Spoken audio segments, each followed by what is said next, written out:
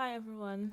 Um, we're meant to have started by 7:30 to start preparing our environment, but I just had some things to set up and log in beforehand. I think 20 minutes will still be enough for us to deploy the cloud formation template and sort out everything. So yes, my name is Elizabeth, and this is just a prerequisite setup for the actual session starting at 8. So you can skip to the next 20 minutes if you don't need this setup for your environment. But if you want to follow the setup and see whatever issues and how we solve it in CloudFormation, then you can stick around.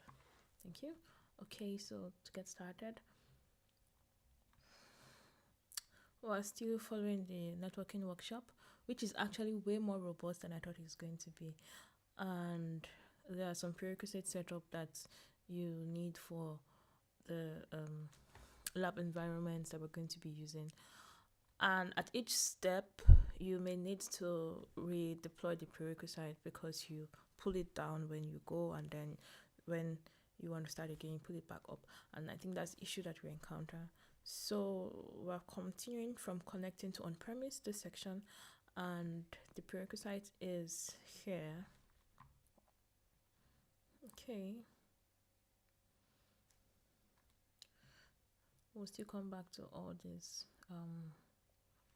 notes before we start, but I just want us to deploy this CloudFormation template before we get started.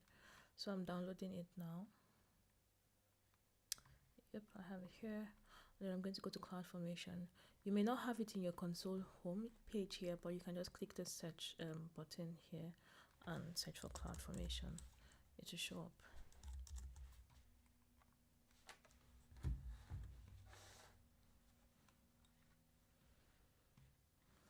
Okay, so creating stack with new resources. Then I choose an existing template. Uploading a template file, that's the choice here, and then I can upload it here. So this is the one I downloaded. Just a warning in advance, I expect this to throw some errors because last week it didn't deploy successfully, and I just skipped it so that we could finish the session. That's why I'm doing this early, so that we wouldn't encounter that during the session. I don't know what errors we're going to get this time, but let's start. The stack name, I'm going to use the same stack name from the workshop. It's here, deploying this. My availability zone is EU Central 1, Frankfurt, you can see here. So I'm going to use matching availability zones. EU Central 1A, changing this to EU Central 1B. Aha. So the ID of the AMI stays the same. Let me make sure I find everything here for their deployment. Yes. And the participant IP address, we need to put our own IP address.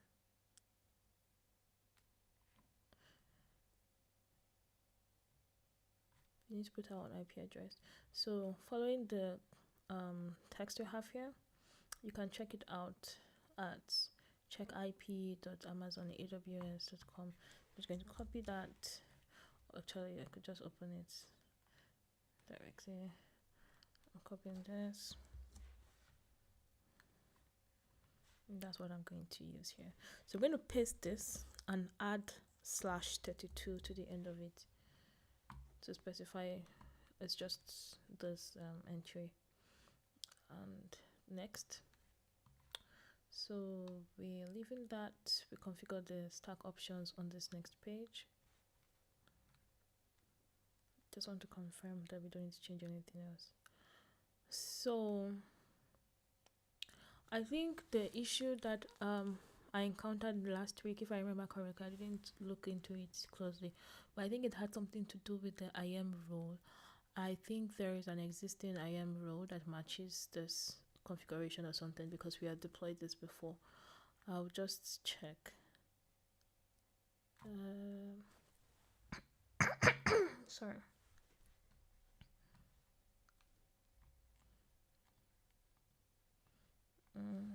check. I want to see which roles exist in the IAM environment.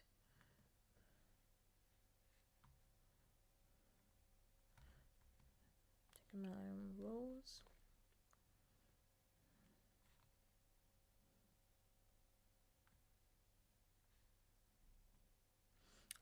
Okay, this is my confirmation exec role. Let me see what this one.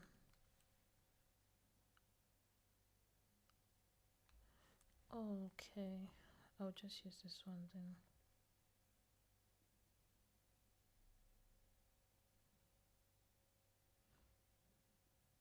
So I'm going to use this role. Yeah, so this is a CloudFormation role that was created in our Bootstrap, if I'm correct. Let me check that just to confirm. If you go to the stacks, there's an existing stack here called CDK Toolkit. And I'm going to check the resources here that exist. I just want to see there are some roles already existing here that were created with our Bootstrap. This is lookup role. There's image publishing role. There's file publishing role. This is the role, CloudFormation execution role. It already exists here.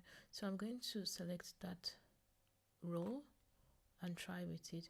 If I encounter issues using that role, then I'll come back and remove that. But for now, I'm going to use that, sticking with all the other failure options.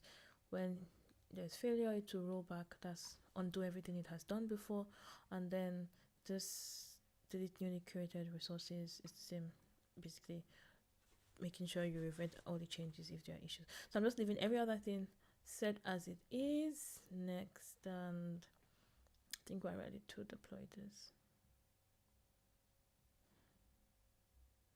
Yeah, I'll try this now and see what issues we run into.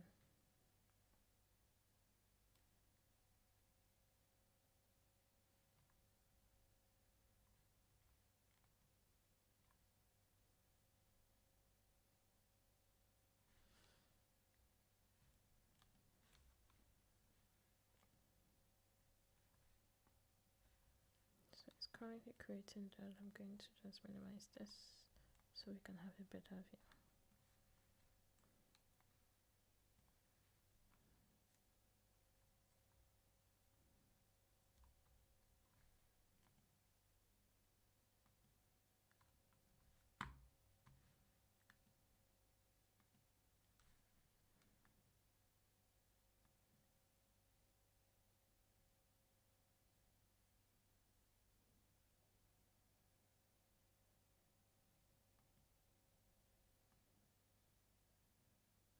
So I'm going to step away quickly and just come back in the next 5 minutes with the update on wherever it is at. Then we can look at that.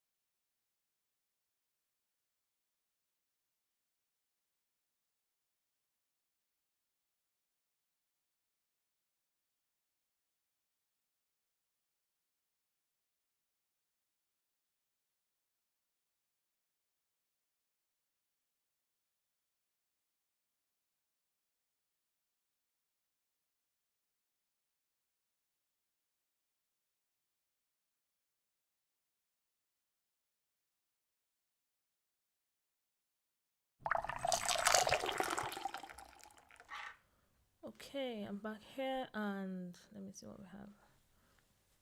I think we still have create in progress. We're not done yet.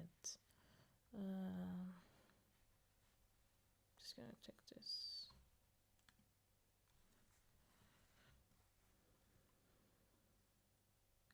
Everything looks good so far, but I'm thinking some things are taking time.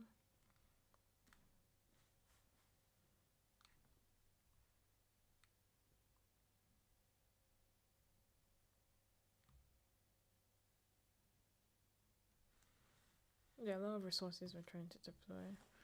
Let me just have a look at what we have. 100 plus resources.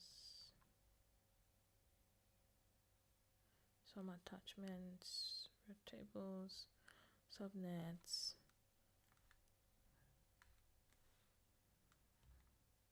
Okay, I think most of everything looks good.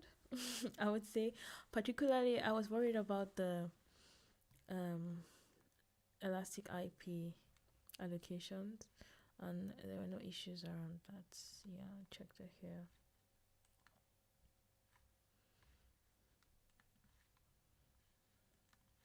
So yes, we wait.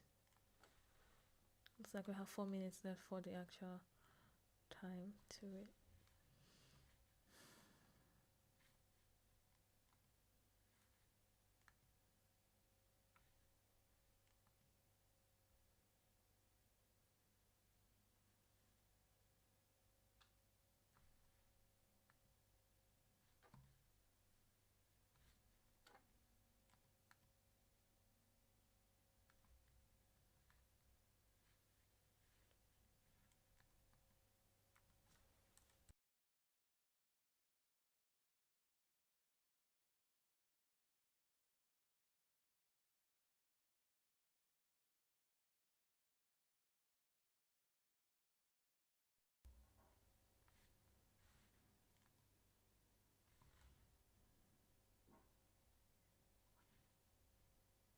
Okay, yeah, we have to wait. I don't know why it's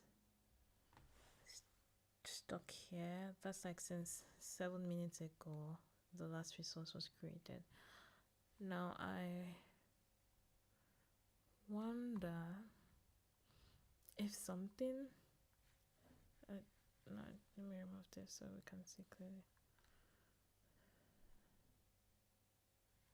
Okay, create in progress. Create complete. Just want to see if something is getting blocked somewhere. Okay, so there are some EC2 instances. I think those may take time also. Yeah, the EC2 servers. Yeah, I think those are the only things in progress. The other ones I see right now have already reached the end of their creation with the green at the end of it. So this one, EC2 instance, EC2 instance, EC2 instance, EC2 instance. We can have a look at them while we wait.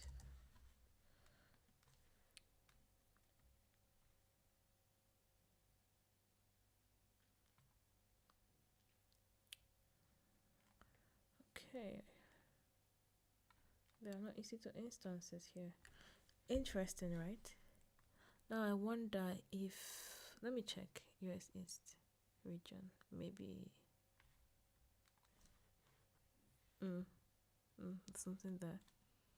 I just wondering maybe they somehow decided they wanted to create it in another region. But yeah, I think back to Frankfurt. It's where we're meant to be. There are no instances here. Then there's something wrong with this.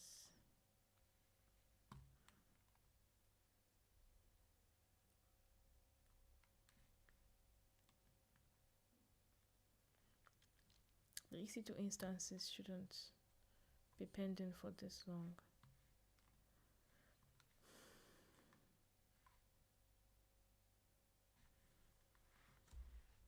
I'm gonna search for it. Just say server.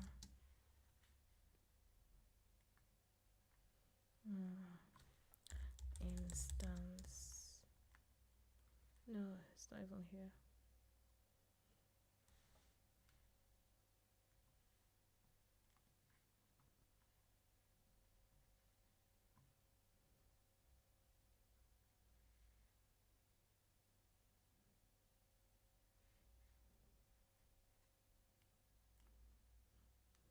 Just gonna search for this quickly.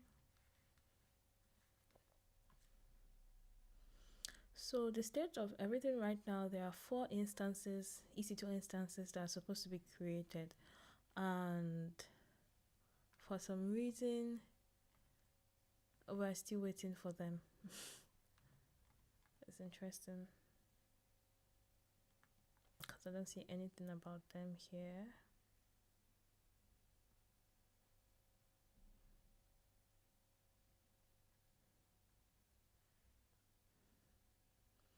I see the subnets, I see some different, oh okay, I see here, server EC2, server EC2, okay,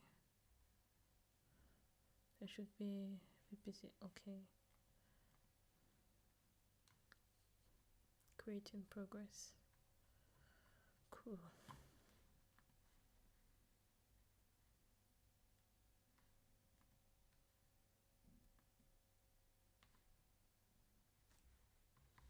And we have no updates still. I would say there's something wrong with it if at this point we're pretty stuck.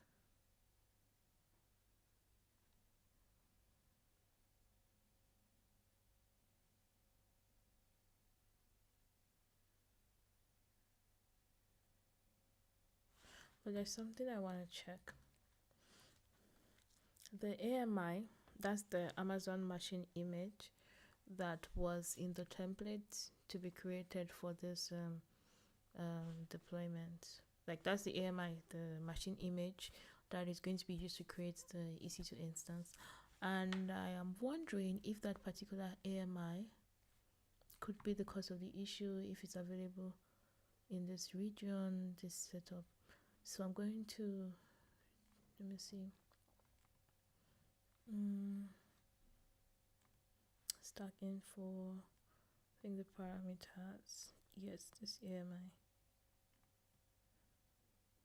I mean, this is the normal AMI, it should be available. This is Amazon Linux status.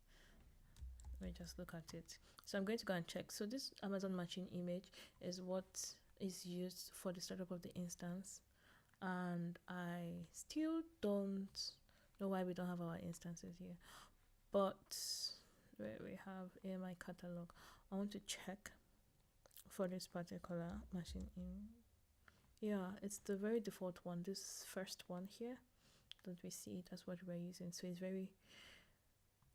it's very accessible, it's not restricted to any particular deployment way or whatever. The forecast is that we're probably going to have our CloudFormation template stock and rollback. But if you're just joining us for the main session, welcome. And today we would be continuing on the networking. So when I started this networking workshop, I hadn't done it, so I didn't know it was this robust, which I should probably check better next time. But I like it. I like all the things we're covering. And we're going to be continuing today on connecting to on-premises. So that's what we are setting up our prerequisite environment for. We have done that, but the last step, yeah, it's rolling back. I said I guess this was going to roll back. The last step was the EC2 instances. 4 of them are meant to be deployed as part of the template. We were able to see that everything else was deployed and the instances were just stuck in this deploying state for some reason, but we didn't find them in our list here. So with that, let me see what's the timeline. Okay, the resource isn't create, but yeah, we could see that everything else ended with green. But these servers, these EC2 instances, all of them did not deploy, and everything else deployed. So now they are rolling back, like to undo everything that was deployed. I need to figure out why these EC2 instances were not deployed. We'll get back to our workshop very soon. But networking parameter instance profile.name is invalid. So the instance profile is the role that is being used for the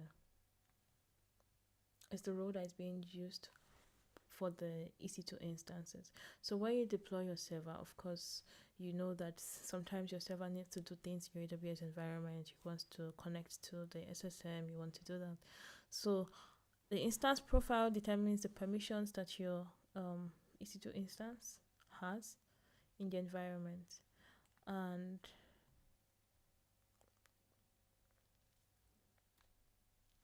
the instance profile.name is invalid. Networking workshop instance profile. Okay. Just gonna check that quickly. Let me just do it from here.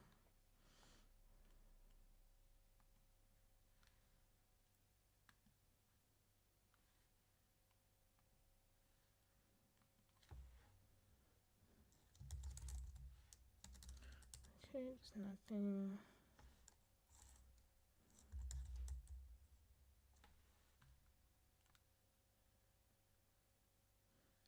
This is something I created before.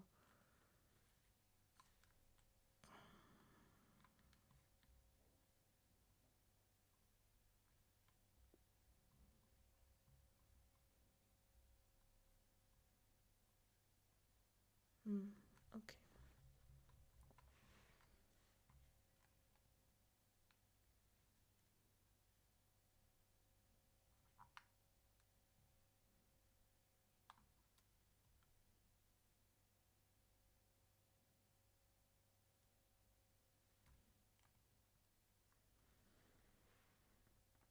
Invalid IAM instance profile name. So I want to have a look at this. This is the CloudFormation template that we're using. I just want to check for that instance profile name.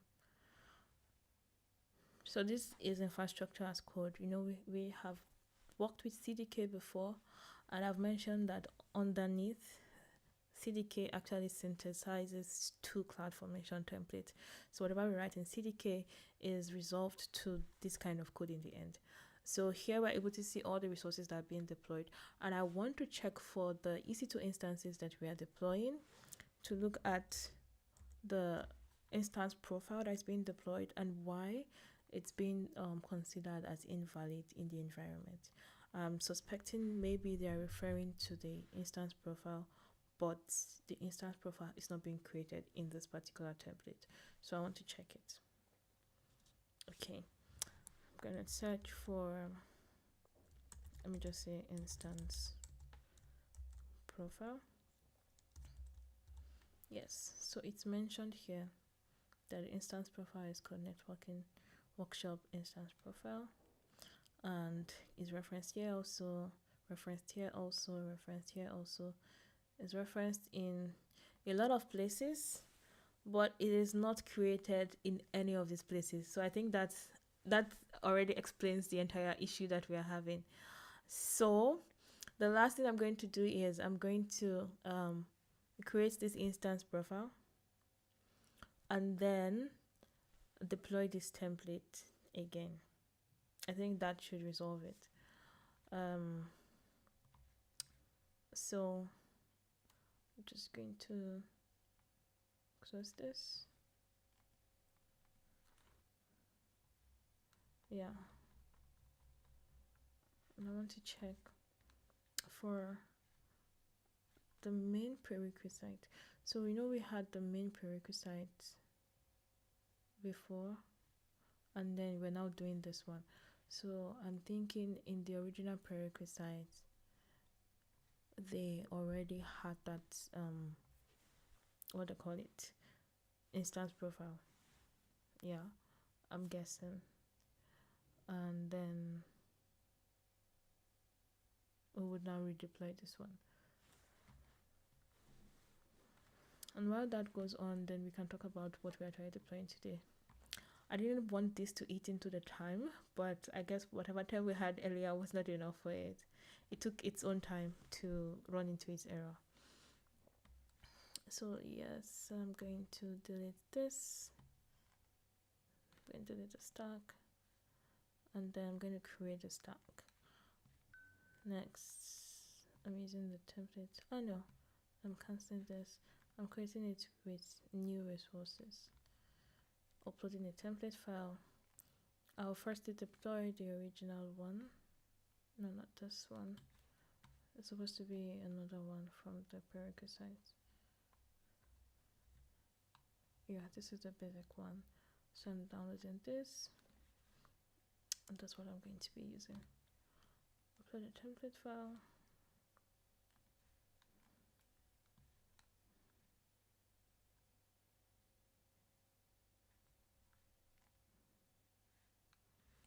Stack name is going to be networking workshop prerequisites.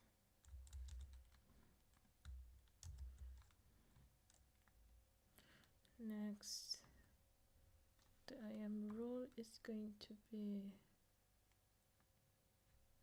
use the same one.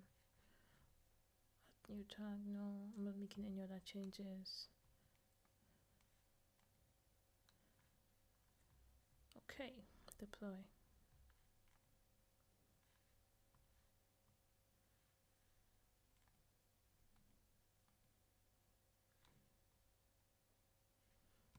I see an EC2 role here.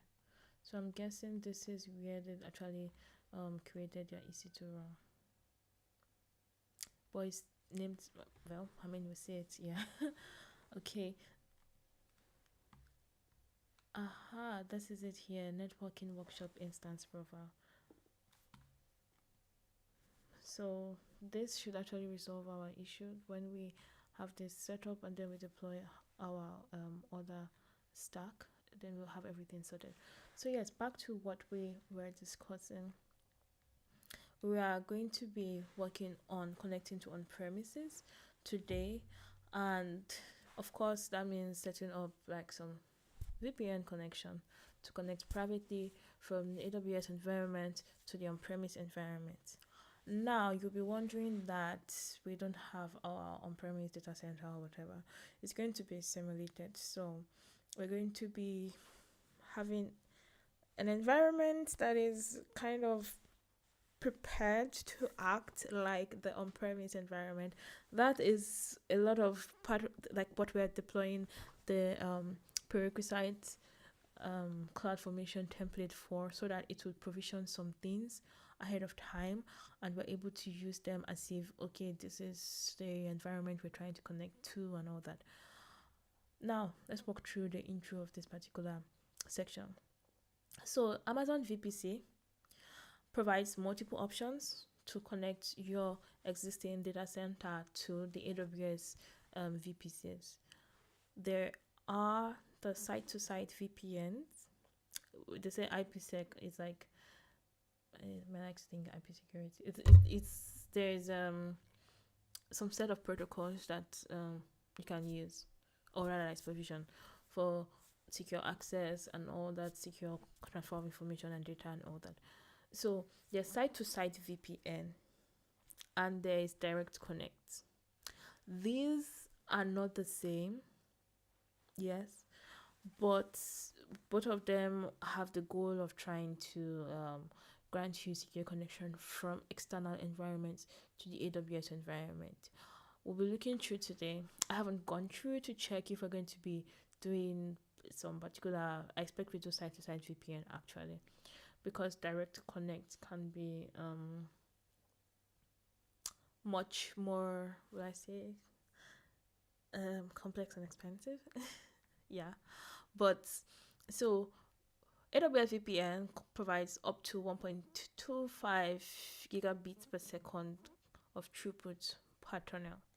Normally, when you use VPN in AWS, it's usually recommended, or rather, say, default best practice to have like two tunnels, like, so that when one fails, the other one is working. It's like redundancy. It's like just having more than one way to reach your AWS environment, because when you're setting up VPN or connecting like to environments like this, it's not something that you just do easily turn it off. You can just plug and play. It's not really that straightforward. There's a lot of configuration that you need to do, connecting one gateway to the other gateway and setting up how the IP addresses are going to be broadcasted or shared from one environment to the other, so that they can communicate with each other. Like, all of those things makes a configuration yes. So you want to make sure that, okay, even if something goes down, we have an option right away. This is all just saying by the same. Let me check this quickly if I have any progress. Okay, this is complete. So I'm going to just create the second stack that we are going to be using, and we can continue our conversation in the meantime. So I'm uploading this template file again. That's what I'm doing. Same things we did before. I'm clicking next. Before I continue, I want to verify in our VPC environment, because there's part of what we were creating before has this elastic IP allocation that it does, and I want to check that, okay, it deleted everything, so there won't be any issues around that. Back to here, the stack name, I'm going to be using the stack name from here, same thing as before. And because I'm in Europe, that's EU Central 1, I'm going to be changing it to EU Central 1A availability zone and EU Central 1B availability zone. Make sure to check if you have to update anything like that from your own end. And this participant IP address, I'm going to come here and check the IP address I'm connecting from, so that I would be... These are just particular parameters to this template that have been required. After I put my IP address, I'm adding the /32 as a cider mask for this, and I go with next. So these are just particular parameters for these templates. You can specify the parameters, like the entries you want for your template when you create your CloudFormation template. So don't think that you have to put all these kind of information for every CloudFormation template that you are deploying. No. The IP address, I'm sure it has to do with all the networking stuff we're doing that we're going to need that for. So it's part of it, yeah. Then the next, I'm leaving everything as it is, and I'm going to be deploying this again. Yeah. So nothing should change. I'm not ready for feedback. AWS, leave me alone. Okay, so I'm going to leave this on the side again, and then we'll go back to it later. So yes, I was explaining this introduction. Yes, so this is just some information about the AWS connection. And yeah, in connection with Transit Gateway, it supports ACMP to allow you to scale your VPN throughput. So this is what we have as like up to 1.25 gigabits per second for your AWS VPN connections. But when you use it with Transit Gateway, yeah, you can scale it up. And in our lab, we're going to be setting up, like I mentioned, a simulated data center environment. So some of what I think the architecture is going to be shown down here somewhere. We're going to come back to it, yeah. So there was transit gateways, like some things we set up in this lab when we did the multiple VPC. Yes, but now we are here. That was last week, if I remember correctly. We talked about this. We're not able to deploy every single thing because of this particular issue, but now we are going to be deploying the connection to the on-premise. And it's important to know this transit gateway we mentioned is something that you usually see a lot when you're connecting different environments in AWS. So you should know your transit gateway very well, know how it works, know when it is better to use it compared to pairing two VPCs. I've mentioned some things over time, but one of the reasons why you would use transit gateway over VPC pairing is if there are like IP address issues, like you cannot pair to VPCs directly that have like overlapping IP addresses and all that, and that is why you cannot use VPC pairing with AWS default VPC. It's not even possible for you to do VPC pairing if you're using your default VPC. So there are some things like that you need to know about your environment. Transit Gateway allows you to connect a lot more VPC, like different environments together, like just hub where you can just plug in a lot of things and you'll be able to connect with each other.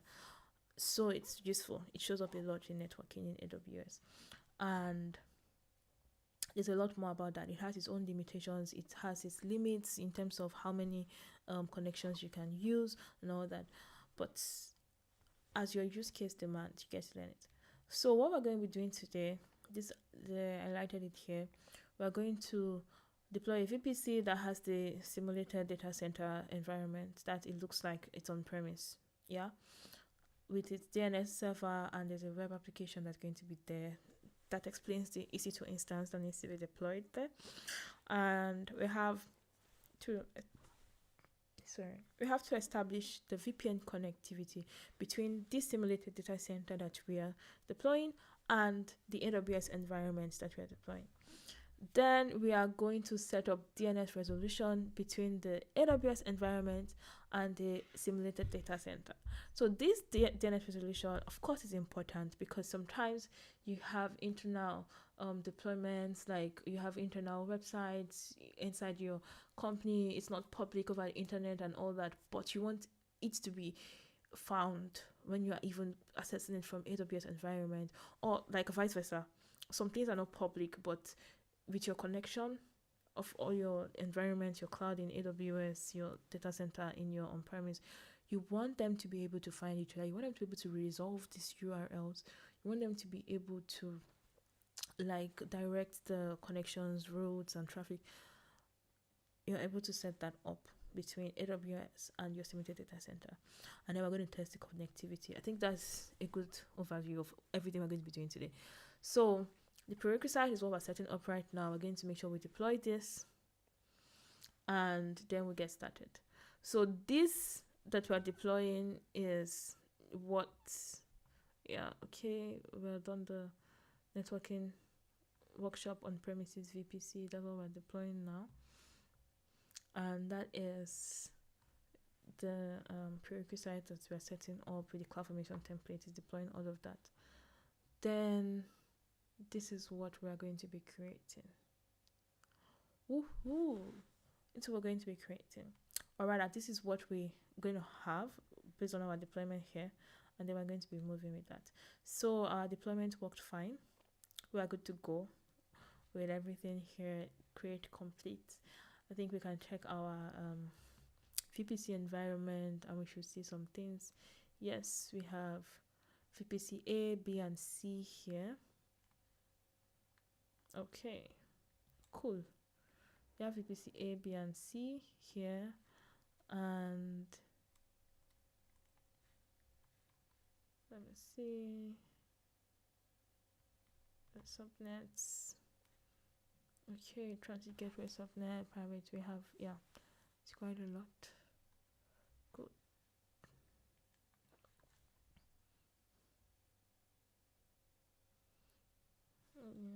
Just confirm when you have everything we want. This is deploy VPC to simulate. Okay, so we have not yet. This is, I would download this because what we deployed was not yet the on premises. As you can see, we have VPC A, B, C. Like that is the basic in our AWS environment. We still need to deploy one more CloudFormation template behind the scene. That one is for our on-premise, and then we'll look into it. I wanted us to look into it. I must have named this wrongly. That's what happened. I named it wrongly. That was supposed to be named networking workshop multiple. Let me see. The confirmation clusters.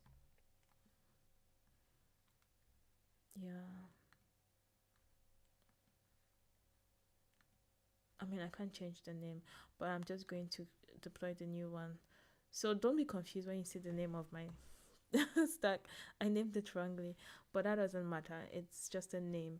I'm going to deploy now what we're going to be using for our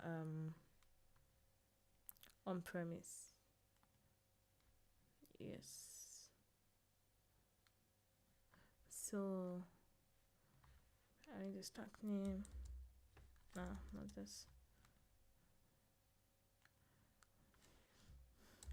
Just put real there just to differentiate it. I'm not changing anything here. Yeah, this is my participant IP address with my /32 at the end of it. You can check yours at the link that is there and put it in here. I'm leaving everything as is according to the instructions here. Okay, not this one. The instructions in this one. Yeah. And I'm leaving it as is and I'm submitting that. So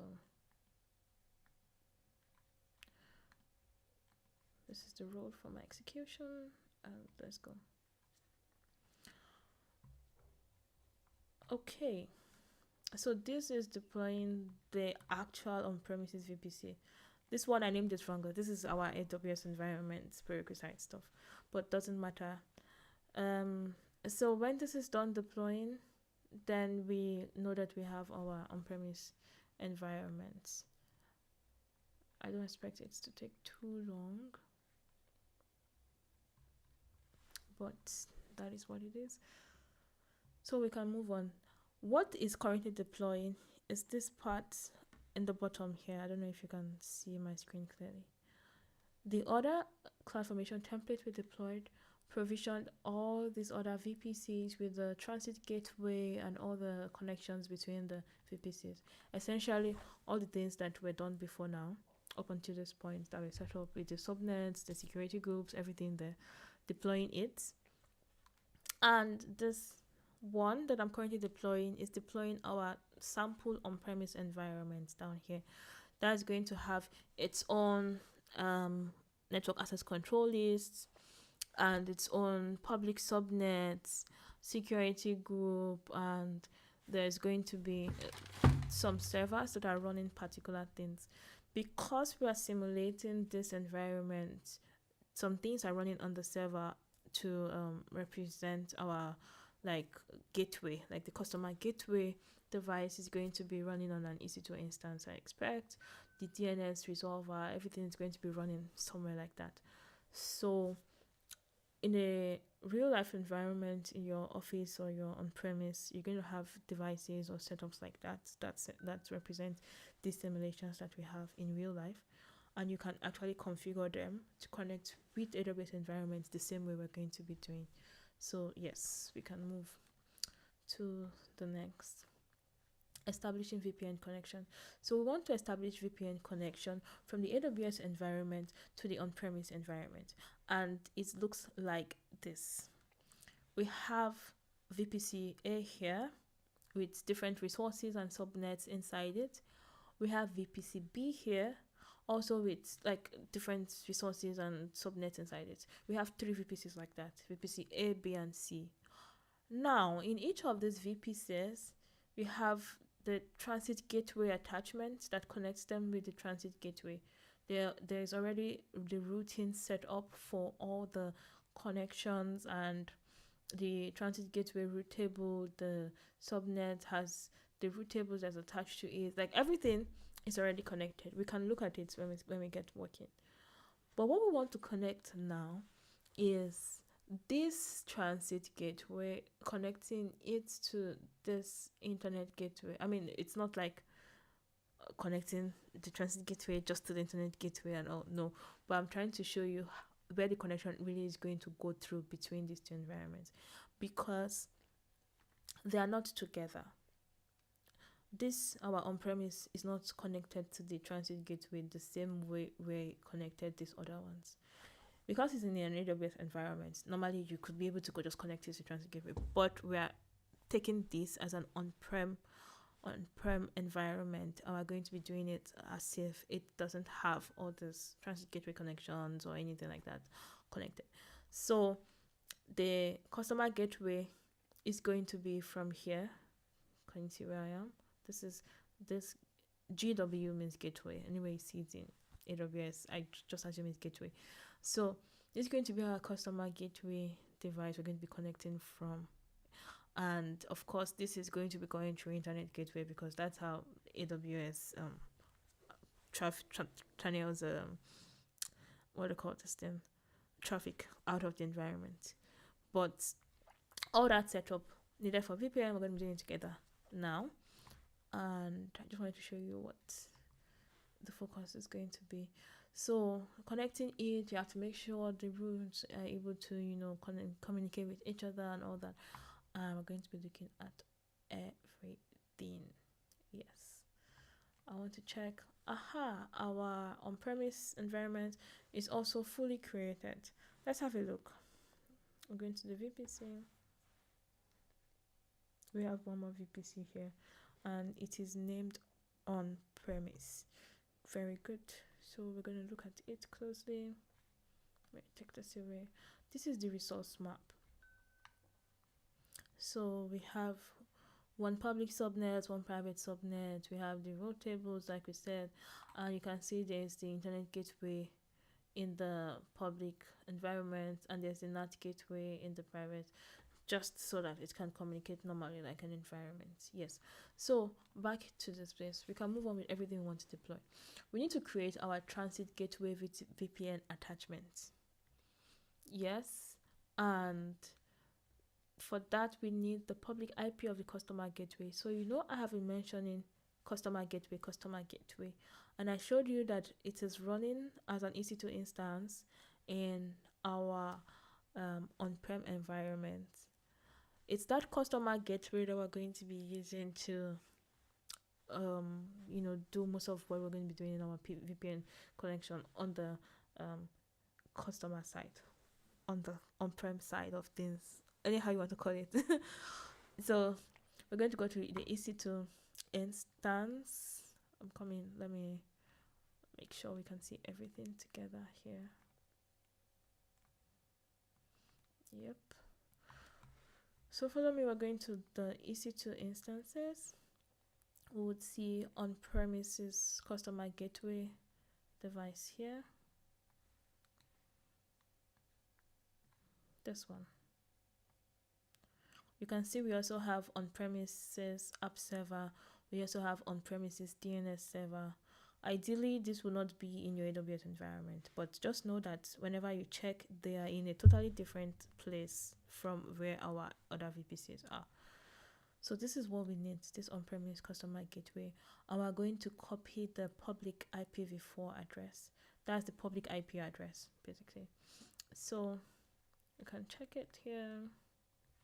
It has a public IPv4 DNS. We don't need that because that is like a URL. But this is what we need, the IPv4 address. We copy it. Okay. And we'll go to transit gateway attachment in our VPC dashboard. So I'm going to VPC.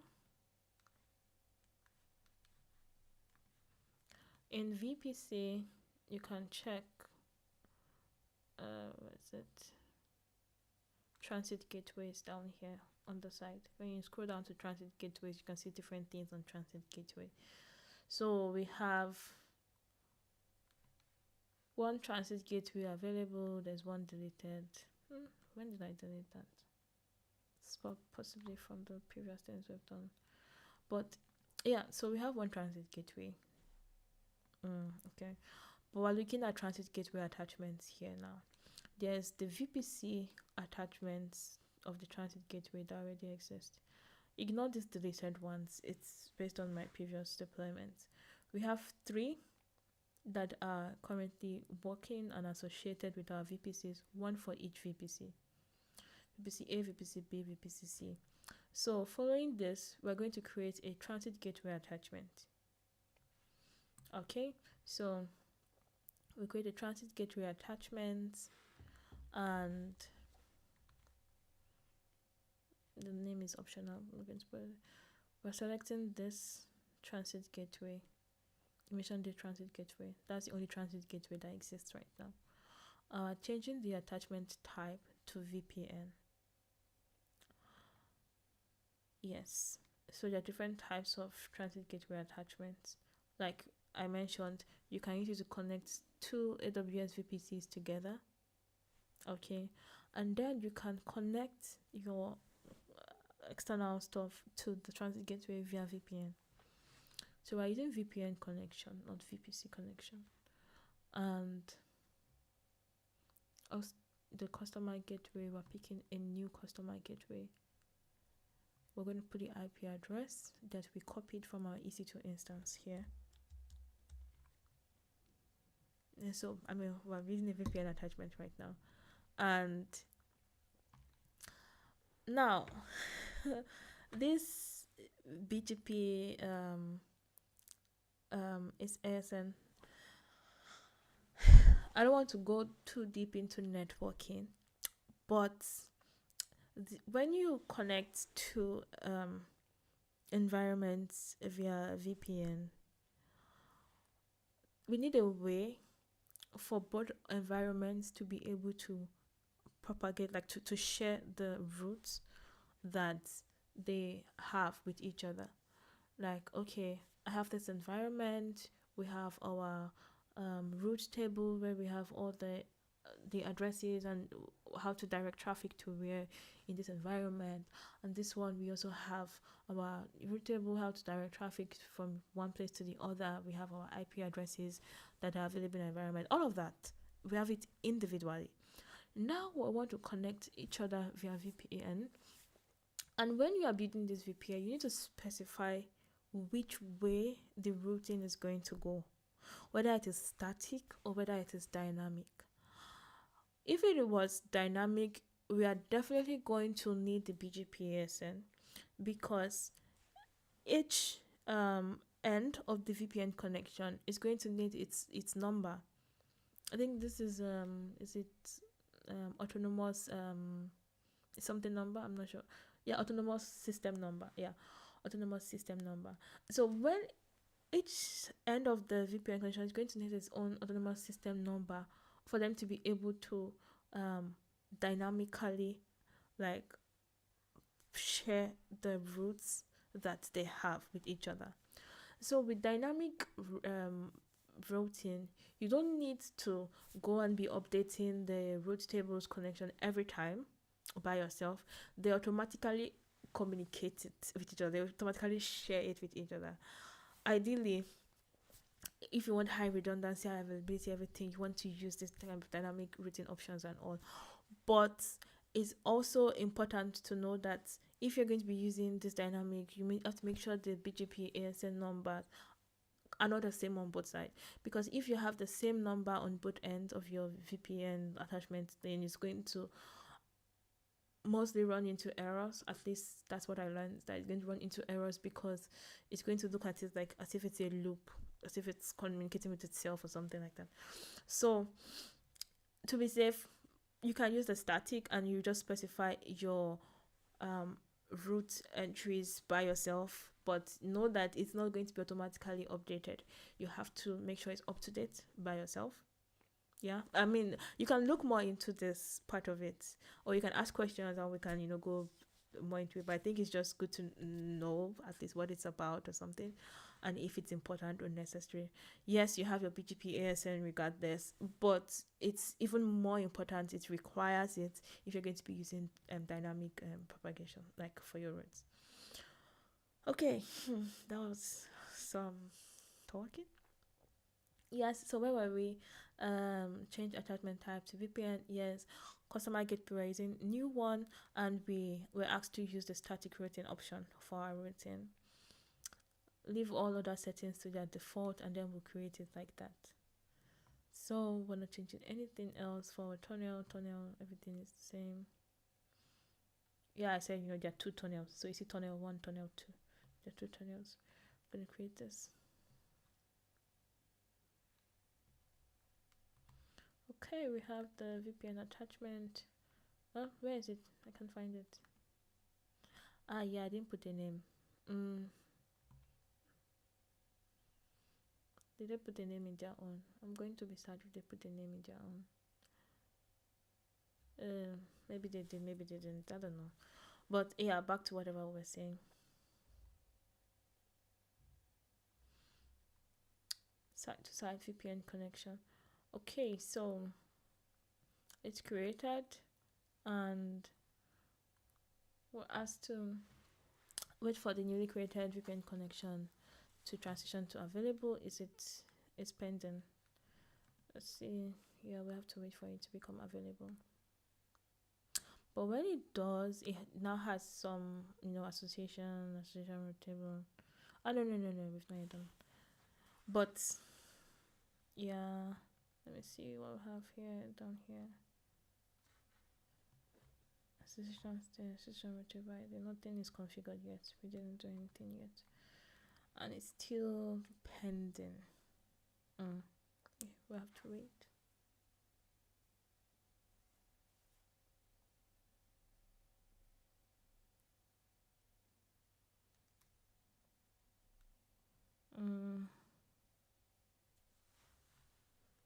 We could already move on, but I guess what we're doing needs it to be in the available state.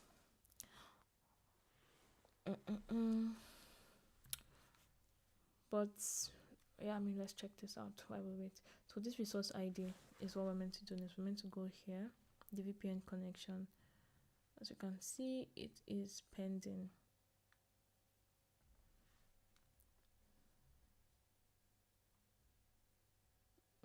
It is pending.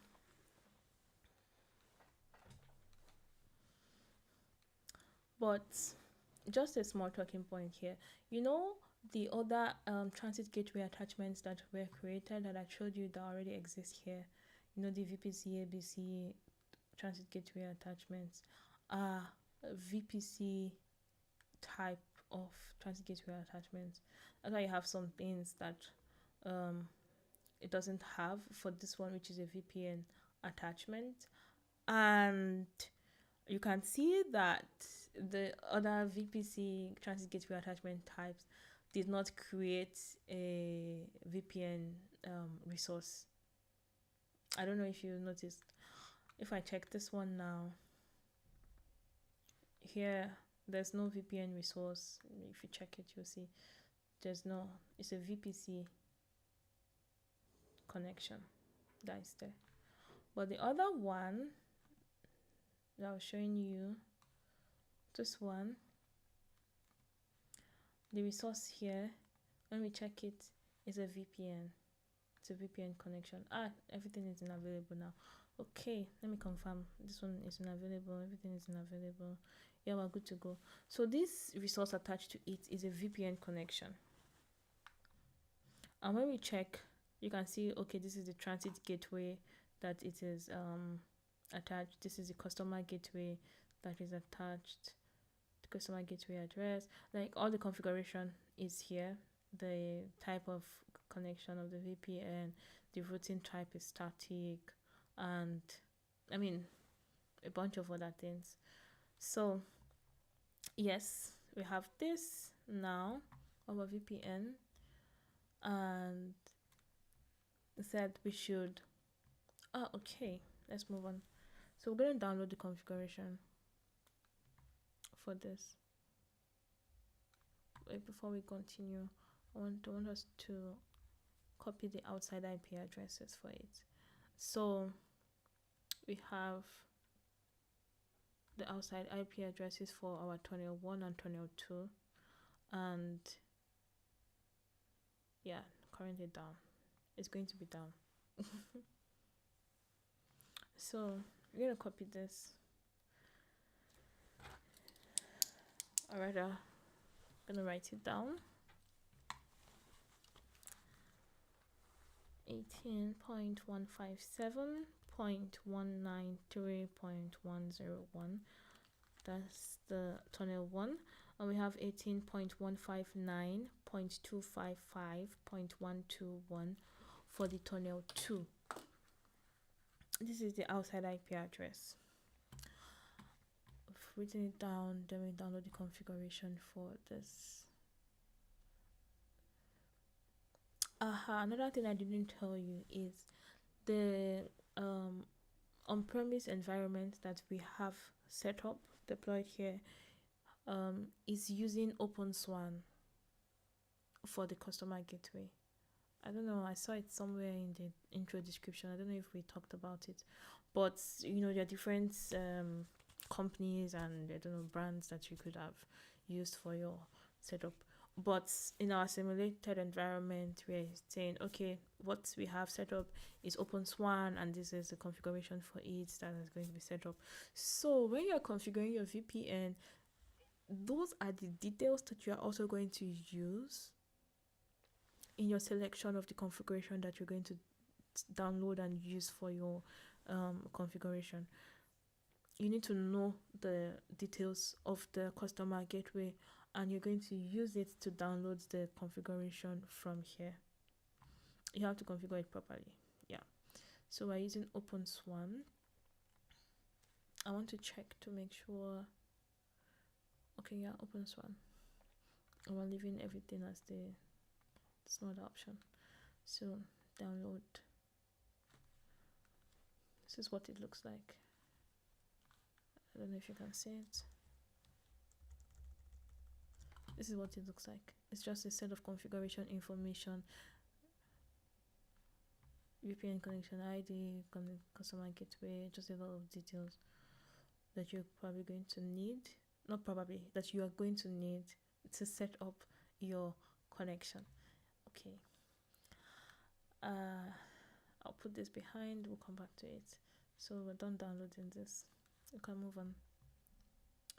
So create a new transit gateway route table for the VPN. You should know how to create route tables. We're going right to it. Where's my transit gateway? So in transit gateway, on your navigation bar here in transit gateway, make sure you are in the VPC environment so that you can find all these things. Transit gateway, select transit gateway route tables. You create a new transit gateway route table, and we're going to name it VPN route table. We'll select the transit gateway. We only have one transit gateway right now, so that shouldn't be difficult, and then we create it. That was very fast. I mean, it's empty anyway, so not that. So where's this one? There should be a default attachment or something. Oh, it's still in pending state.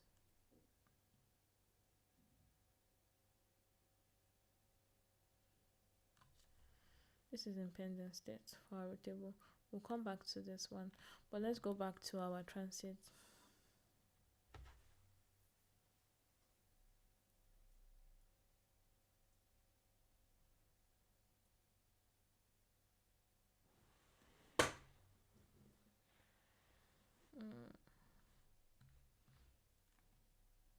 Okay, our route table is available. So normally you would want to go to your transit gateway. Where's it? Back here. Transit gateway route table. Check for associations, and then you can delete the association. But for us, we don't have that because we started from an environment that had all the prerequisites properly configured. Yeah. So I think they mentioned something here that if we started this workshop after that part, we don't need to do this because default route table association is not enabled. So yeah. But if you already had that set up in your environment where you had default route table association enabled, make sure you come here and you delete any default association from this route table, because when you create the transit gateway, it's going to have the attachment to the VPN because there's a default route table attachments association configured, and even if you don't attach it by yourself, it's going to be attaching behind the scenes, so always check it. Back to this. So we're going to skip this because we don't need to delete any association related to this, and we are going to associate our VPN attachment with the VPN row table that we just created. Remember, we just created this one.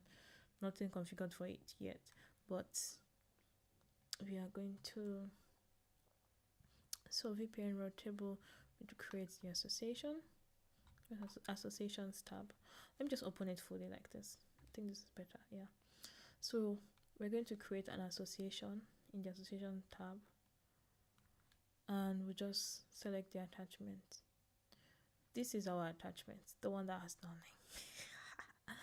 So this is our VPN attachment. Yes, the same thing they do. Select it, create association,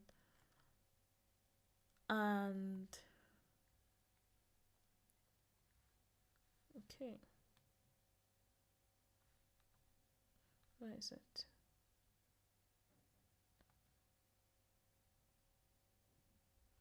With the propagations. So we want to propagate some rods to this place. That's what the whole propagation tab is about. Think here. Use transit gateway route tables, configure routing for your transit gateway attachment. But propagation is about like spreading or extending the routes that you have in one environment to the other one, like propagating the routes basically. But I think that's a good way to put it. So yes, we want to create propagations for the VPCs that we have. So here, I think they mentioned, I don't know if they wrote more about it, they didn't, but they just said to create propagations. Here, you can read that adding a propagation will allow all the routes to be propagated from one attachment to the target route table that we put. Yes.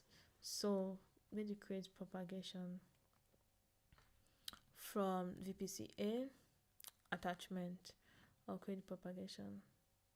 Okay, VPC A propagation already exists. Now I will add for VPC B and VPC C also. So I'm creating propagation for VPC C also. We should have two right now. Yes, VPC A and VPC B are propagating their routes here. I'll add propagation for also VPC C. So everything that we're doing has a reason. You know something?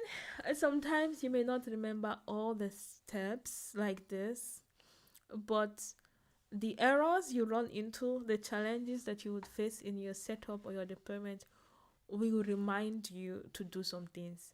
When you set up your VPN connection and we're not able to connect to this, this one is not working, this is running into issues, it's giving me the wrong route, something. All the issues you run into would remind you to come back and set some things. Okay, so it's okay if you forget some step, you forget a step, you run into an issue, as long as it's not a production environment that you went to go and change and mess it up. You're setting it up, you may run into some issues, some things may not work from the get-go, but as you go, you fix them, you add the right propagations. You realize, I've not added this association, you add the association. Okay, that is resolved. I need to modify the routes directly. You modify it. I need to change from static routing to dynamic. All the different parts would show themselves like when it's needed. I'm not telling you not to learn it properly, but if this is the first time you're trying this or attempting this, it's fine if you don't remember every single part or every single step. You can come back to this workshop, try your hands at it again, and get more familiar with it. So when you run into issues, you know where to check. Like, okay, if it's about the routes, I want to check all my transit gateway propagations. I want to check maybe they have the right attachments, the right associations, all of that. Okay. I'm sorry. I didn't know that you can't hear me. I don't know if it's better now. Can you hear me better? So even if you don't learn every single thing and have it like crammed in your head, you can always, look at documentation. You can check this lab again anytime you are wondering why this is not working, or the issue may even tell you that it can find this route or something. You check all the areas that have to do with routes and attachments and all that. I'm just saying that even if you make mistakes and forget to add a step or do something, you will figure it out as you go. That's what happens. I run into errors. I figure it out as I go, and that's how you learn it over and over. Okay, so let's continue. I think we have 3 propagations here for VPC A, B, and C. So what this means is that all the roads for these VPCs are going to be propagated to this transit gateway road table. That's essentially what it means with the whole propagation thing. Yes, let me see. You can see the routes. Yeah. You can see there are routes in the routes table. I'm checking the routes tab of our transit gateway route table. There are routes in the routes table, and when you look at them, you can see where they are coming from. This is coming from attachments, something with this VPC, and you can see that it is propagated from the VPC. You can see the route type is propagated. So I didn't have to come and enter this entry in my route table by itself, like, okay, this 10.0 point something. I didn't need to come and enter this here. When I added the propagation from those VPCs, it would automatically update the route table of this transit gateway with all the propagations from that VPC. That's what happens with propagation. So remember it when you're dealing with VPN or your transit gateway connections and all that. So we have this, yes, and exactly what we're saying here, like the VPN connection now is associated with this route table, and it has the ability to route to VPC A, VPC B, and VPC C. So that's what this does, this propagation. When you see 10.0.0, anything that has to do in this CIDR block range, it's going to direct you to this VPC to use all the routes there. Same goes for the other 2 VPCs. That's what happens here. And we need to update the route tables with our on-premise CIDR block range. So we have our transit gateway route table. That is where we still are. Let me go up.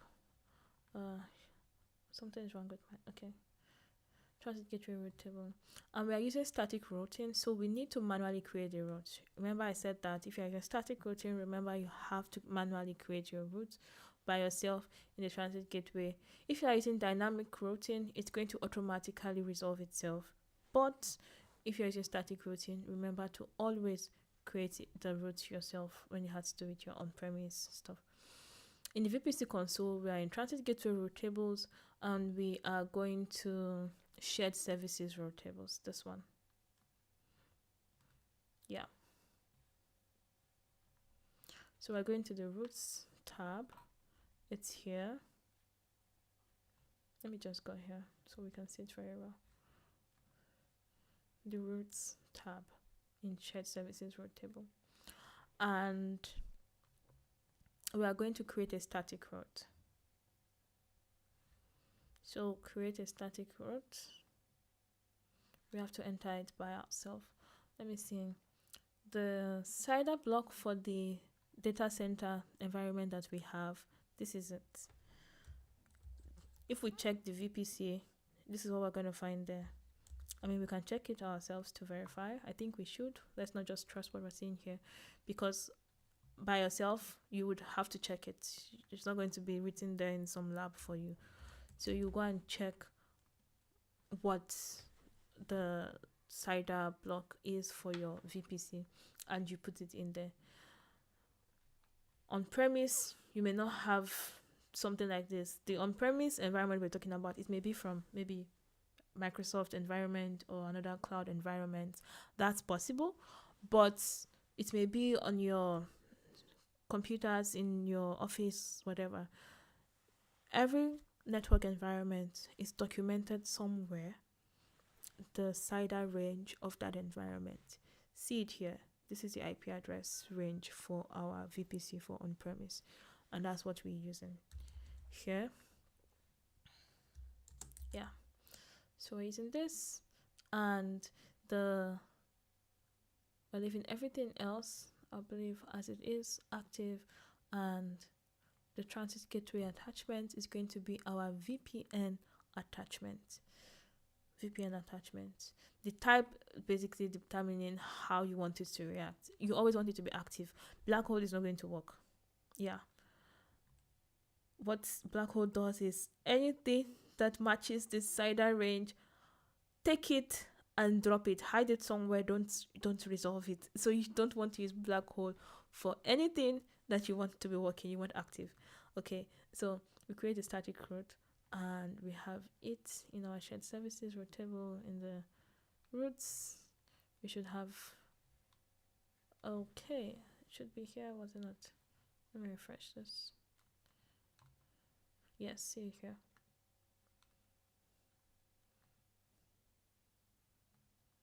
Yep. Yeah. So I'm sure you're wondering why there are two attachments. I'm sure you're wondering why there are two attachments. Remember that we have two tunnels. If you remember the IP addresses I wrote down, this is one of it, this is the second one. We have two tunnels. So this is very correct for us to have. Yes. So we're going back to complete this. And let's see. Yes. Currently it's black hole, but it's going to update to active. They wrote it here that we have not yet established our VPN connection to the on-premise environment, so it's not able to resolve it. But once it is resolved, it's going to be showing as active. So we're going to our VPCA root table, and that is going to be from here. We're going to root tables here in VPC. We're going to select our VPCA root table, the private root table, and we're going to edit the routes for this one. Okay, we have the local connection, like everything that is in this CIDR range should be resolved locally. We have the one that should be forwarded to the transit gateway, and we have the one that should be forwarded to the NAT gateway. But we want to add a route, I believe. Let me see. We're going to add a route for our on-premise gateway. So you see that what we're going to do is we're going to attach, let me put it here, this is the IP address range for the on-premise, and we're going to select the transit gateway as our destination. Yes, so the transit gateway is going to be, of course, the attachment that is on our VPCA, the VPCA attachment to our transit gateway. But we're saying everything that has the IP address related to the on-premise, send it to the transit gateway. The transit gateway knows how to resolve it.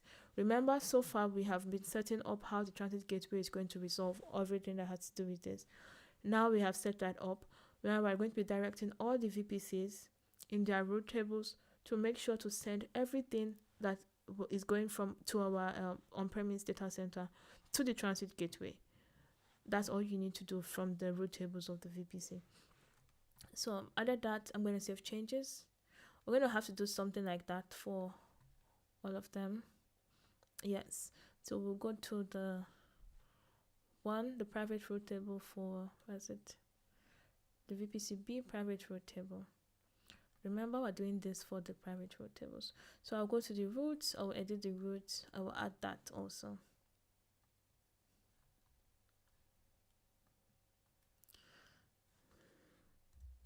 The IP address range of our on-premise data center, we're saying it is going to the transit gateway. So save changes. I'll do that again for the root table of VPCC private root table. This one, private root table.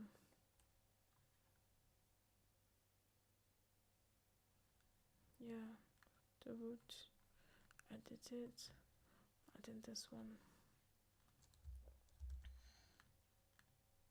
Transit gateway, I'm select the attachment. We save changes. So we have that resolved. So in this environment, if there's anything that we're trying to resolve that is meant to send to our on-premise environment, it's going to go to the transit gateway, and the transit gateway has been configured to use the VPN attachment for everything that has to do with the customer IP address range. So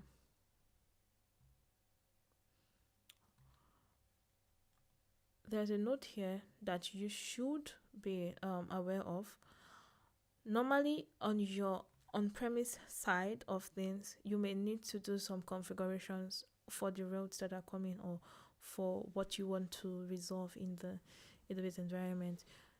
This was already configured in our CloudFormation template for everything on-premise, so we don't need to touch it.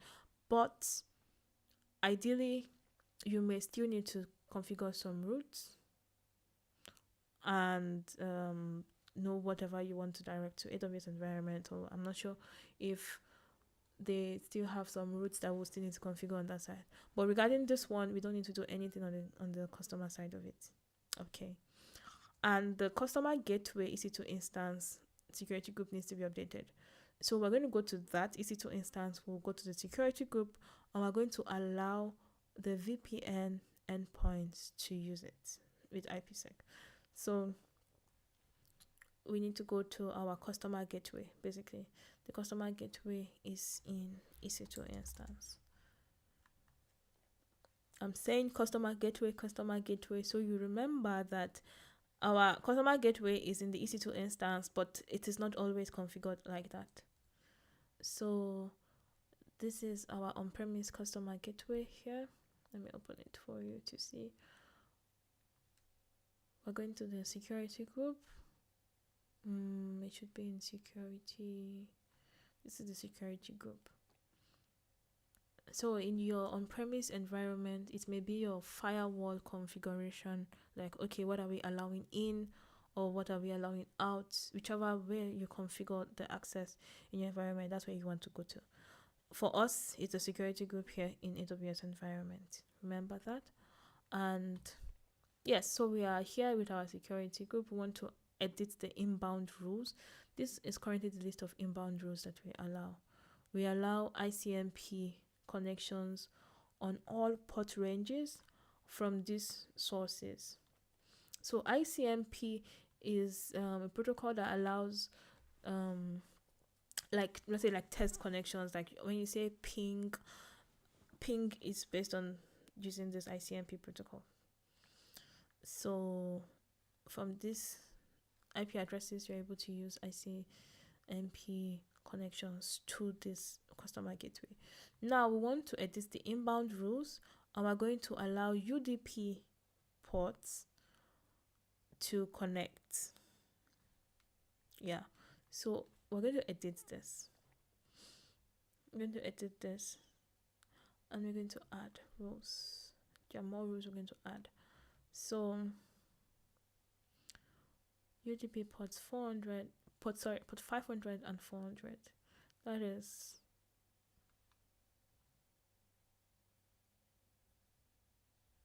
you can see it here. I want to show you something. You can see there are different kinds of UDP. There are some pre-configured kind of types that you can select, and they would change the settings some way depending on how what you select is. If you select DNS UDP, you can see this is port range 53 is already configured, pre-configured. If you select say SSH, that's 22, like that. So for us, we're going to be using custom UDP. It's not 22. What we're using is 500, and then we're going to use 45. This one is 500. Where did 2 come from? Okay, I need to put this 500. The source is custom, and we're going to use the IP address of our tunnel. Remember, I showed you the IP address for the tunnels. We have 2 tunnels. I wrote it down. If you didn't write yours down, you can go back and check it again from your VPN, your site-to-site VPN resource. but here I'm going to be writing it now. So 18.157.193.101, and then it's going to be /32. So /32 is like saying just one IP address. And we'll leave the description. I'm going to add another rule. This one is going to be the port 45 for the same one. Then I'll do this same 545 for the other IP address also. So I'll try that. We make sure we wrap it up like in the next 15 to 20 minutes so that we can be done for today or earlier. So I'm using the same IP address for this. So we have 545 for both of them. You can write this 545 down if you don't want to forget it, but it's something you can easily look up online just to be sure or to remember. There are port ranges that you would eventually get very used to, like okay, SSH is 22, what they call this thing, Postgres is 5432. Like over time, some port ranges would become what they call this thing, routine to you, but you can note it down or find it online as you need. It doesn't change, it is the same, it is static. So yes, you would know it over time. I'm going to save this, or let me just add the remaining two and then we save it together. So I'm doing 500 again for the other tunnel. This is for the first tunnel, and I'm doing for the second tunnel now. This one, the IP address is 18.159.255.121/32. It should be custom UDP. This one too should be custom UDP. Make sure they are UDP. They're all meant to be UDP. Yes. So same thing for 5, and this should be UDP. Also the second tunnel. So I have 2 for the first tunnel, 2 for the second tunnel. 545, 545. That is all. So UDP. Okay, we're good to go. So we meant to configure OpenSwan. Remember this thing that we downloaded here? Yeah.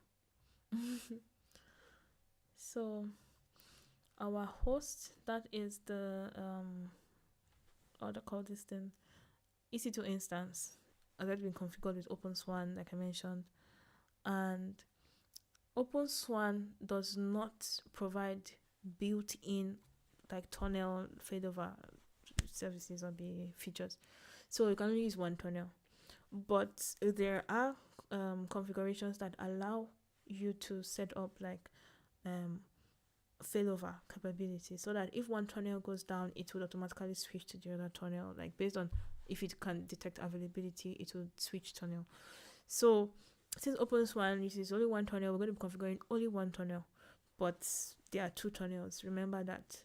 And you want to use configurations, or rather providers or setups that actually allow you to have failover capability. Check it whenever you're picking your solutions, your architectural decisions. Make sure it's one of the things you check for high availability, except if high availability is not important to you.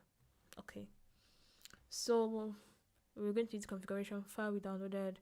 We're going to connect to the EC2 instance. It's somewhere here, and you have it somewhere. Yeah, so this is our on-premises customer gateway. That's what you want to open. I'm going to connect to it.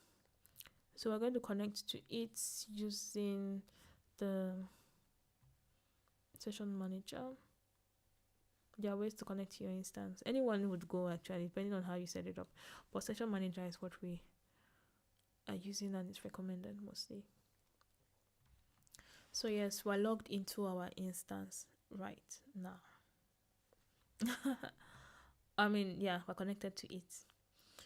So we're going to copy this. These are just some commands we're going to create an aws.conf file here in etc ipsec.d, and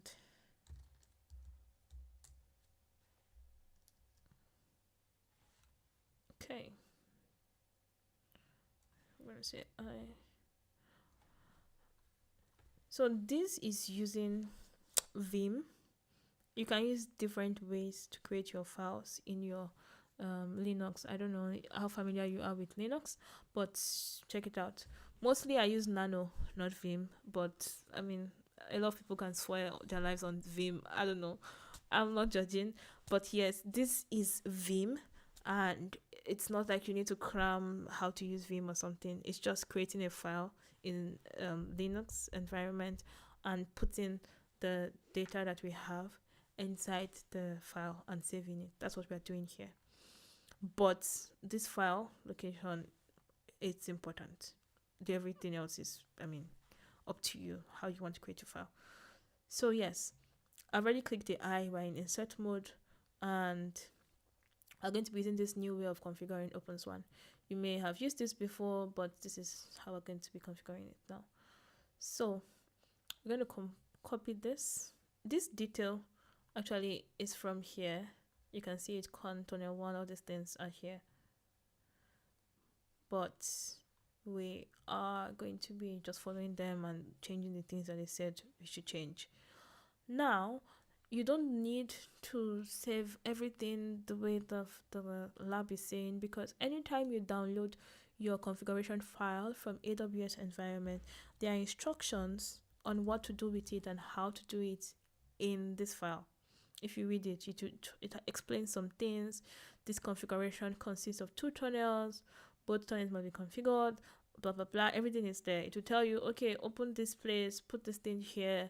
It tells you, even this, I said the name of the file is important. It writes it here. The address is here. Create a new file at etc ipsec.d aws.com.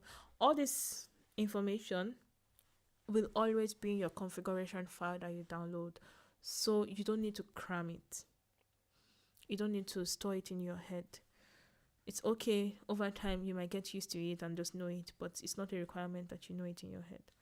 So we're going to follow the instructions here in our lab. It's the same as what you have here, just saying it again. So I'm copying this and I'm going to paste it here like this.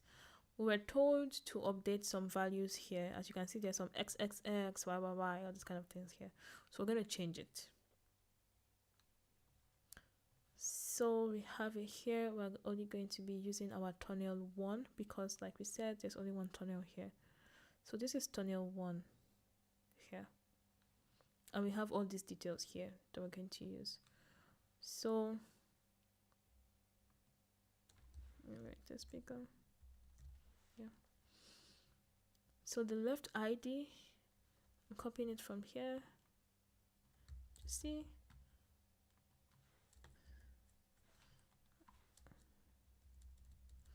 I'm going to be updating that. Okay. On the right, I'm copying it also. Let's be updating it. Changing the YYY to that. Yes, we have that set up. Just checking everything else looks the same. Our left subnet is updated to what's the what do I call this thing? The IP address for our customer environment is. Okay, so the previous classes, I'm going to share the link in the chat. It's on this channel also. If you check this channel, you'll see a playlist called AWS tutorials. You can find everything there. But after this class, I will also add the link in the comment section so that you'll be able to look at all the other previous classes. Okay, so everything here is already set up. Remember, this local network is your customer environment, like your on-premise. You can see this 1726 that we have here, this line here. this 172.16 is what we have in our on-premises environment. That's the IP address, this one. So here, this detail is your local network as instructed here, and the right subnet, the one under it, is the remote one, the AWS one. So it's like you have to make sure you put the right IP addresses here so that the connection works fine. So back to our lab here. We have this, we're gonna save it, and that's all. So we press escape and we press WQ and we've saved it. Now we also need to create a file, AWS or secrets, in the same environment ipsec.d, and we are here. So we're going to copy the secrets from here. Remember, on a normal day, you're going to be following the instructions from your configuration file. So that's what we're still following here. After creating our tunnel file, we're going to come here and we're going to copy these secrets like this.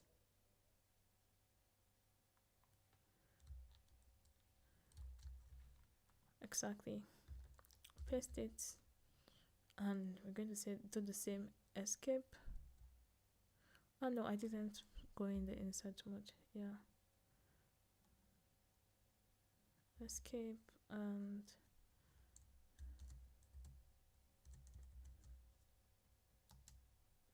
I'm just going to check to see what. Yeah, okay, it's saved there. Let's get the escape.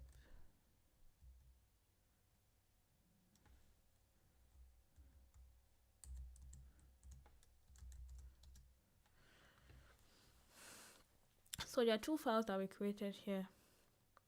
And if you are doing two tunnel configuration, you're going to have to put the configuration for both tunnels, not just only one. But this situation, we're only configuring one tunnel. Okay. We've done this, we've saved them, and we need to run this code to get it running. So we're going to enable this IPsec service, and we're going to start it, and then it's going to be running in your server. So it always has to be running. Yes, you can see all the configuration, all the details, but it always has to be running if you want to have connection to your VPN connection. So I'm going to check the status. You enable it first, and then you start it, and then status. Let me see. Tunnel 1. You should have result like this.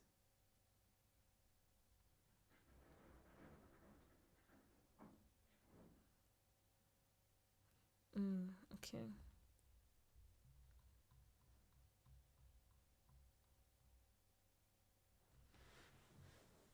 So everything looks good. Yeah. Everything looks good. The IPsec authenticated. Yeah, everything looks good, if you ask me. And good to go. Let me try this. So we're going to ping the EC2 instance in the VPC-A subnet.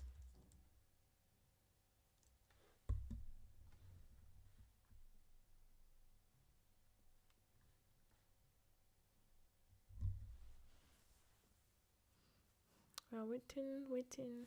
Fingers crossed. We should have results.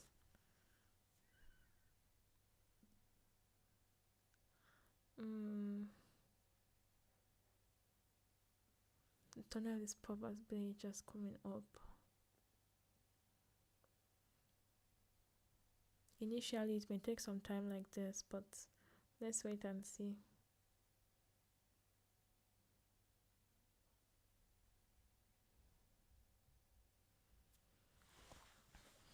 And just a side note, if you don't try to initiate a connection first from this your customer side, the tunnel is not going to open up.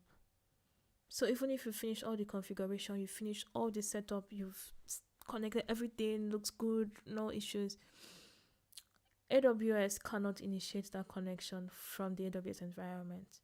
If you're trying to connect from your AWS and it is going to keep bouncing, it's going to keep giving you issues until you make the first call, the first connection from your customer, your on-premise side, before everything works fine. So we're pinging now and we're waiting for it to actually respond to us. Fingers crossed. I hope it works.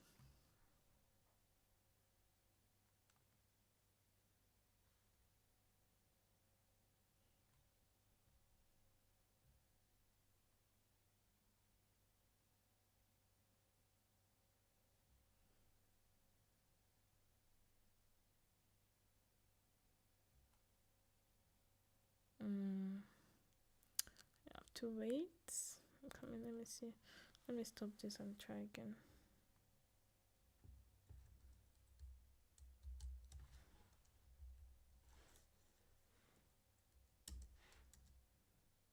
Because until we actually have results from this ping, we cannot say that we are good to go.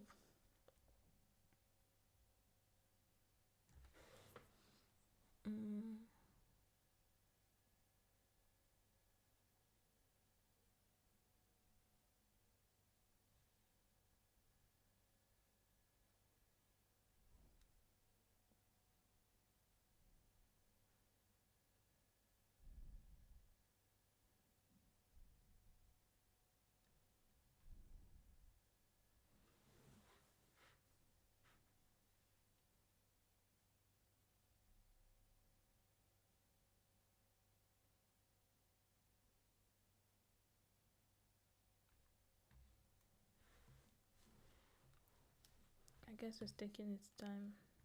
Let me see the connection setup. We have our EC2 instances. The one we're connecting with is our VPCA. Let me confirm that we're pinging the right. Just want to confirm we're pinging the right. Yeah, 10.0.1.100. That is the instance that we're pinging. Yeah, 10.0.1.100.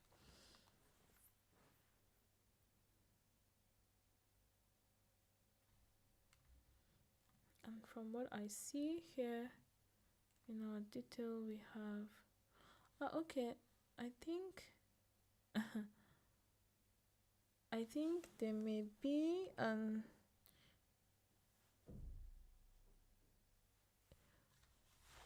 let me log into this server again. I'm just going to log into it again. Just quickly terminate the session. But the server is still running. It's just our logged in session. So I'm going to re-log into it. Connect to it again with session manager. And here we have, okay, I'm going to just quickly check the IPsec status. You know, we enabled the service so that it runs every time, and yes, we have our IPsec connections. We have one authenticated. We have the details on our tunnel 1. Yeah, everything looks good. Again, I will say, and I'm going to ping again. Ping. Where is it? This one. Oh no, what am I copying? No, I want to copy for the IP address for the VPCA private server. I want us to be done here in the next 2 minutes actually. That's why. I'm gonna copy this quickly. Ping.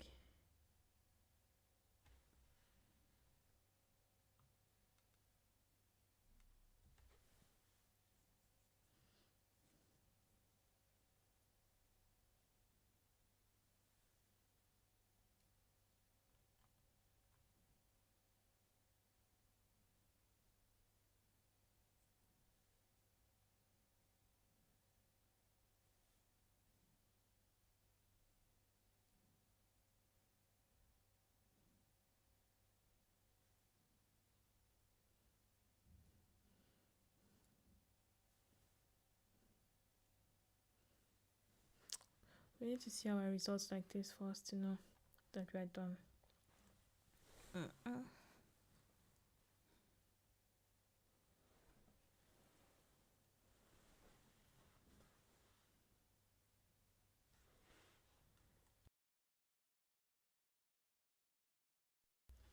And while we wait, I could try to share the YouTube link for the channel. What is it? The channel. So we have AWS tutorial playlists, and this is what I'll be sharing in the chat. So you could check all the other ones that we've had before this. Thank you for joining us, and I could also share the dev profile because I try to post recaps. Currently they're not all up to date, but the things that we talk about here, like I try to write to show the key takeaways, or the links are here too. So maybe you could check if you're looking for a particular week. There are some I've not yet published, but I mean I plan to update them. So you could check if they are what you are looking for.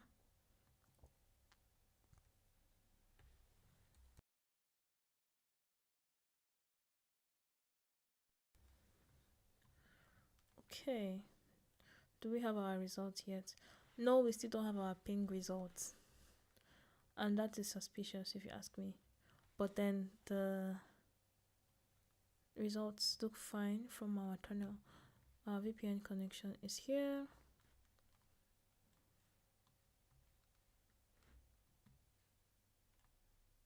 And you can see that we have one tunnel up. So I think maybe we can go back and check all the details about the VPCA, maybe particularly why it's not returning the response. But as you can see here with our configuration, we have successfully set up the tunnel. I want us to end this like so that we don't go over time. I will check again, but I expect it should actually work fine. It may take some time for the tunnel to come up, but I mean, I don't expect it to take this long for it to get the ping response. But from our configuration, you can see in the AWS environment that we have one tunnel up, tunnel 1, which we configured. You know, we didn't configure the second one because we are using OpenSwan and we're only able to have one tunnel. Like, we can't set up automatic failover for the two tunnels. So one tunnel is up. And I mean, we have all the details here. Default time, it's default. We didn't make any special configurations. Okay, so I would say yes, that looks okay. I just want to check also the transit gateway route table that we configured. This VPN route table, let me see, everything is good. Association with the VPN, propagation is in our shared services route table. So the propagation,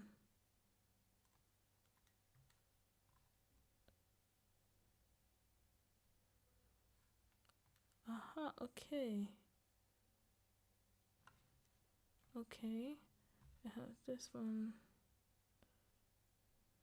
also for the propagation for our transit gateway route table. Yeah, so all looks good. Complete our setup, and I will make sure the ping works regardless, and I'll put that in the update for the public. But thank you for joining. I'm happy that today we were able to get to the end of this VPN connection. I'm going to make sure to pull down everything that I set up. I'm not going to pull it down yet because I want to check that this ping gets the result it wants. But for you, if you have it set up, make sure you pull it down because there are resources that could cost you a lot of money if you leave them running. Go back to your cloud formation. And make sure to pull down the 2 stacks that we deployed today. This networking, 3 stacks. There's networking prerequisites, and there was the one that had the multi-gateway I mean, it may not be named like this, but everything that has networking workshop, networking workshop, networking workshop, please make sure you pull them down, because there's a lot of resources that are deployed that could cost you a lot of money. This one is just 24. This one is over 100 resources, and this one is 4 resources. I mean, yeah, but especially that we have EC2 instances, make sure you pull them down. Thank you for staying with us. I look forward to seeing you next week. We'll be continuing beyond just establishing this VPN connection. We'll be going more like hybrid environment connections, hybrid DNS. Remember, we set up everything. We configured our VPN connection and all that, but we didn't configure the DNS resolvers or anything related to our DNS. I showed you in the EC2 instances that we have, apart from our on-premise customer gateway, we also have like a web server in our on-premise customer environment. We have the DNS server, and we didn't get to work on this tool at all yet. So that will be continuing next week. And you can try your hands on it by yourself with this lab. I'm going to send it here just for you to check it out again if you want to come back during the week. You can try to explore the hybrid environment by yourself, and we look at it together next week. It's not so difficult. There's a lot of instructions there that you can easily follow, and you can bring your questions. All right, then. Thank you for joining. I wish you a nice evening, a nice weekend. Bye bye.